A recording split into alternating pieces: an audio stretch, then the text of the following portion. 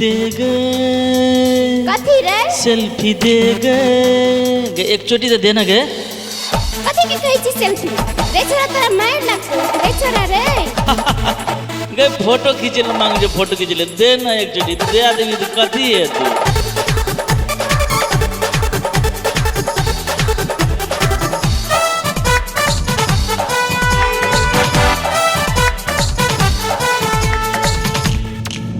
एगो फोटो खींचा दे हमरा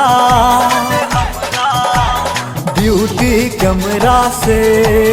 एक फोटो खींचे दे हमरा गे सेल्फी कैमरा से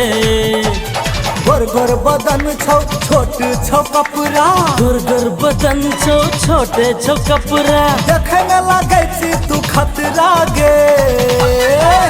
एगो सेल्फी एगो फोटो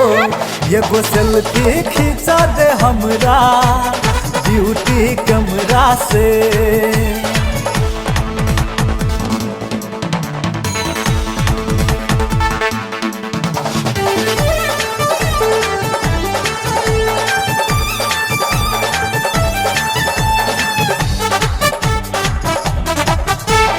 तोहर फोटो मोबाइल के वाल में सजेबोगे रे हम नहीं बुझै छी कथी हमर प्रशंसा आबै छी रे तोहर फोटो मोबाइल के वाल में सजेबोगे अपन बना के हम तोरा दिल में सजेबोगे लग में आ गई कन्हिक रसट गए लग में आ गए कन्हिक रसट गए चटदा के लेबोगे एगो सेल्फी एगो फोटो एगो सेल्फी खींचे दे हमरा के ब्यूटी कैमरा से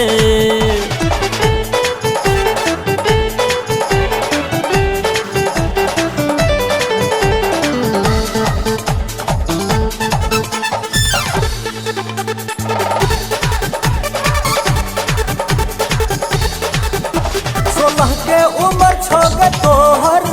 कैमरा 24 मेगापिक्सल छै गे रे हम नहीं हमर बुझै छी कथी हमर प्रशंसा आबै छी रे 16 के उम्र छो गे तोहर कैमरा 24 मेगापिक्सल छै गे हमर ये ना नहीं कर गे तू आना कानी एना रह जे तोहर जवानी देखी स्क्रीन में करे छिए स्नैप हम देखी स्क्रीन में करे छिए स्नैप हम देख में तू आगे छी जबरदस्त गे एगो सेल्फी एगो फोटो खींचा दे हमरा ब्यूटी कैमरा से गुर गुर बदन छो छोटे छो कपड़ा गुर गुर बदन छो छोटे छो कपड़ा देख में लगे छी तू खतरा गे एगो सेल्फी एगो फोटो एगो सेल्फी खींचा दे हमरा ब्यूटी कैमरा से